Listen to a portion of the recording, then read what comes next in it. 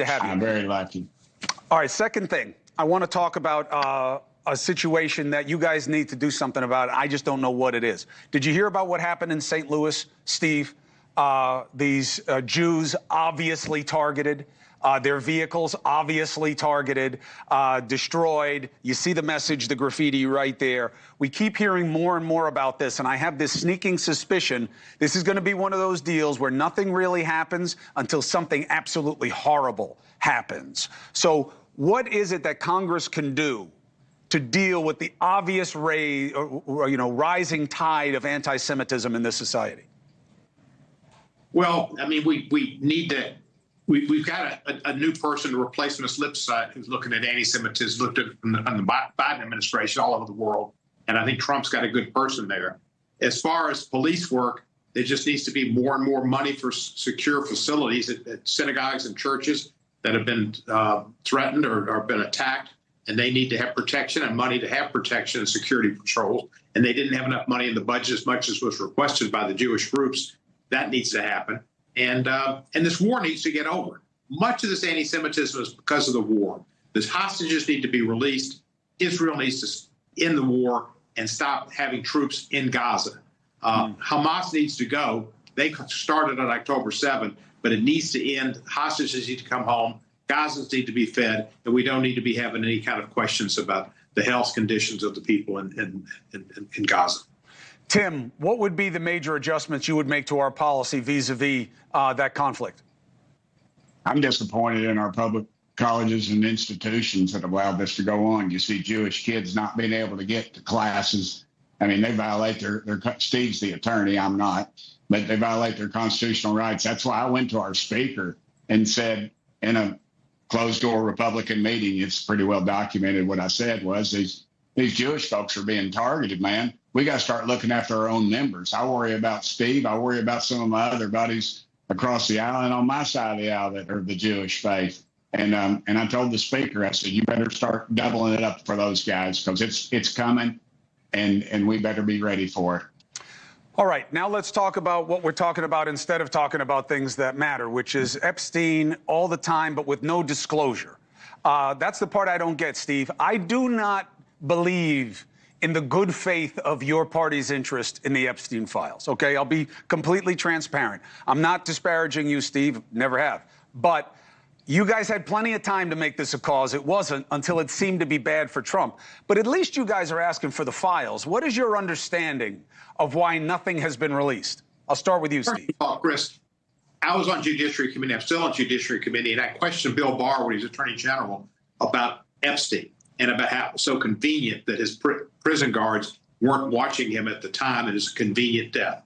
I questioned FBI Director Wray about what was found at Epstein's townhouse, what was the movies, the films, whatever they got out of the safes, whatever they got out of the townhouse, and the raid. And he didn't give me a satisfactory answer and didn't give me an answer. So I was the only person in Congress for 8 years who brought this up, both to Barr and Wray, who knew about what was taken out of the townhouse. What was taken out of the townhouse should be released too. And I guess that's part of the Department of Justice, as part of their records, and that should be disclosed. But that's what I think is the smoking gun. There were films. Epstein had cameras in his townhouse where he had secret films taken in several places. And I think he probably extorted people. You're right, but I don't know that those tapes are a smoking gun.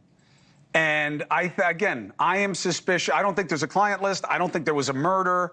And they may not give you satisfactory answers, but, you know, ignorance is different than having the arrogance of a cover-up. Tim, look, Trump promised this. And for me, that's the end of the discussion. You put two people in power who say they knew there was a client list, they know there was a murder, now they're in positions of power, and it's not happening. And instead, they're subpoenaing all these Democrats. They don't want to talk to Alex Acosta? You don't want to talk to any of the survivors? You don't want to talk to the president, who's his best friend? What do you think this is about for you, Tim? I don't think he's his best friend. I think it's pretty well documented. He banned him from Mar-a-Lago 15 years ago before he suicided, was allowed to commit suicide, which I actually tweeted about. I remember I was at the beach, and then 15 minutes later, somebody said, Burchett, you're a modern-day prophet. And I said, why is that? And they said, just found Epstein, he killed himself. And I said, there ain't no way he killed himself. And I still don't believe he killed himself. I don't care who tells me otherwise. But yeah, I asked for to bring in Miss Maxwell. She's the one that holds the keys to the kingdom. She knows everything. And is she a liar? Maybe. But if she lies, she goes back under original sentence. And I don't agree with lessening her sentence or giving her anything other than the end of a rope to be hung. I don't care for any of those people. I'd send them all to hell. Steve will tell you, I sponsored some of the toughest laws in the country. Steve helped me with the ICAC funding in Tennessee, Internet Crimes Against Children. He was one of the first on. We put it in the 3 grand divisions of our state. I sponsored bills to castrate child molesters. I sponsored the death penalty. It was thrown out as unconstitutional. Look, I'm one of the few members of Congress that has held the hands of somebody who's been molested. It is a life sentence. There's 1,000 little girls. I was on one of your so-called rival networks, and a lady said these young women had sex with these men. I said, ma'am, they were raped by these men. Let's get that straight. Yeah. And she said, I stand corrected. So, look, I don't know the answers. I'm not sure why Biden sat on it for 4 years. I don't know why Pam Bondi said she had it all sitting on her dadgum desk. And I agree with you. I said this a long time ago. Those lists, I know a lot of criminals. Steve and I have served with some, and they very rarely would write down on, they'd have a list of people, of their clientele, of people that they've ripped off or extorted. So, I don't think we're going to know any of the answers till in eternity. I'm on the other side talking to God about it because this thing's gone so deep. And these people are not for this country. They don't play in either party. They just seem to survive this stuff because they've got money in the transactions. But I think the bank transactions are where we go. Yeah, I think bank transaction. There's data there. There's data. Yeah. So just put it out. I don't know. Honestly, I'll be honest. Some people feign shock. They feign a lack of understanding. I really don't get, especially with President Trump, especially with what he promised, especially with how he handles his administration, why this is lingering this way when they could absolutely do more than they have. Just starting with him saying to Bondi, go explain what you meant. Whatever your answer is, it is. Go say it now. Anyway, Steve Cohen, thank you for being with me. That client list, when she said that, that was indefensible. Let her defend it.